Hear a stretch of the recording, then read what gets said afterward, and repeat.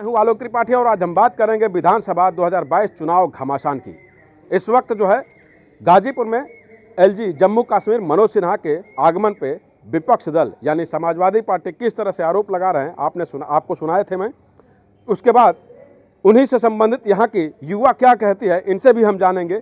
क्या इस चुनाव में कोई अपने जनपद में नहीं आ सकता, क्या वोट नहीं दे सकता या देवी दर्शन नहीं कर सकता, इन सारे सवालों के साथ यहाँ पे युवा मौजूद है, इनसे हम जानेंगे। क्या नाम भाई साहब का? आलोक शर्मा।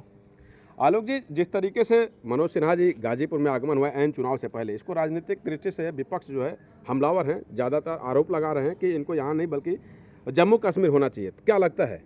ये मैं सबसे पहले विपक्ष को बताना चाहूँगा कि ये उनका घर है और वो चाहें तो जब चाहें आएँ, और वो एक विशेष पूजा दर्शन के लिए आए हुए हैं तो उनका स्वागत है अपने जनपद में। बाकी विपक्ष हार रहा है तो वो तमाम तरह के हथकंडे हमारे साथ बातचीत करने के लिए और भी है। क्या नाम भाई साहब का? जी सर, मेरा नाम शिवम प्रकाश त्रिपाठी है। किस नज़रिए से देख रहे हैं मनोज सिन्हा के गाजीपुर में चुनाव से पहले आने का? जी सर, हमारे हिसाब से ये कोई गलत तरीका नहीं है। उनका घर है, जैसा कि आलोक जी ने बताया कि उनका घर है, वो जब चाहे तब आ सकते हैं। और ये अलग बात है कि ये चुनाव का इस समय और महाशिवरात्रि का भी पर्व चल रहा है। आप जैसे देख रहे हैं वो जहाँ भी जा रहे हैं वहाँ रुद्राभिषेक ही कर रहे हैं। तो ये शिवरात्रि को लेते हुए उनका जो भी आस्था है और भगवान शंकर के प्रति, उसे हम सम्मान करते हैं और उनका स्वागत करते हैं। विपक्ष लगातार हर्षजीत आरोप लगा रहा है कि जिस तरीके से लोग वहां उमड़ रहे हैं और मनोज सिन्हा पता नहीं क्या कह रहे हैं, वो ये कह रहे हैं कि चुनाव कैंपेनिंग कर रहे हैं। क्या लगता है आपको? जी, जैसे इन्होंने कहा कि विपक्ष कह रहा है कि भाजपा को फ़ायदा होगा मनोज जी के करने से। भाजपा को नहीं फ़ायदा होगा, देश को फ़ायदा होगा। देश को एक सीख मिली है कि कैसे हम बाहर से आके अपने मतदान का प्रयोग करें। आपने देखा होगा पिछले चुनाव में हमारे जो आरएलडी के जो नेता हैं सृजन चौधरी जी, वो अपना वोट नहीं दे पाए। इससे लोगों में निराशा हुई कि वो अपना खुद वोट नहीं दे पा रहे, तो जनता क्या सुझाव देंगे? हमें मतदान करने के लिए अग्रसित कर रहे हैं। मनोज जी का ये दौरा है। बाकी लोग गाजीपुर के बहुत सारे लोग हैं जो बाहर रहते हैं, पढ़ाई करते हैं, वो आते हैं बाहर से देखने के लिए कि यहाँ देखें रोड ख़राब है, और वोट नहीं देते हैं। और जब अब देखेंगे कि मनोज सिन्हा जैसा व्यक्ति तो आ रहा है वोट देने के लिए, तो हम भी वोट दे के अपने देश को मजबूत बनाएं।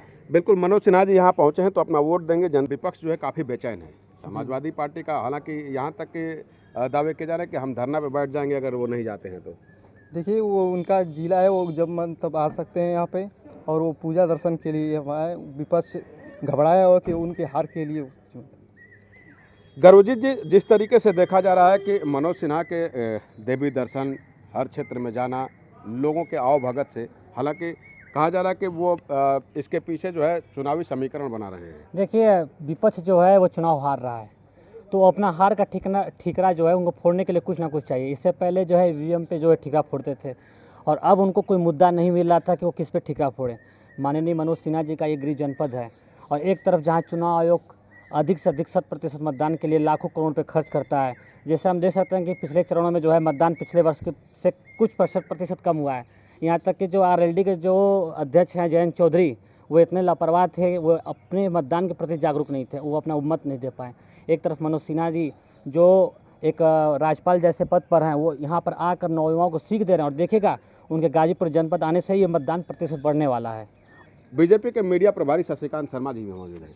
सर, जिस तरीके से विपक्ष आरोप लगा रहा है कि मनोज सिन्हा यहाँ आ रहे हैं और दर्शन के पीछे कुछ और कर रहे हैं, ऐसा कुछ भी नहीं है। माननीय मनोज सिन्हा जी अपने गृह जनपद आए हुए हैं, और गृह जनपद में वो पुरानी परंपरा मतलब जो है अपने आराध्य देव लोगों को हमेशा से पूजते चले आए हैं, और वह वर्तमान में भी आकर के अपनी आराधना की शक्ति के साथ अपना आराधना। इसको लेकर समाजवादी पार्टी काफ़ी बेचैन है, घबराहट में है, कह रही है कि इनको बाहर चले जाना चाहिए। यह तो उन लोगों के सोच और शंका की बात है कि मतलब जिस तरह की कोई बात है, जबकि ऐसा कुछ भी नहीं है।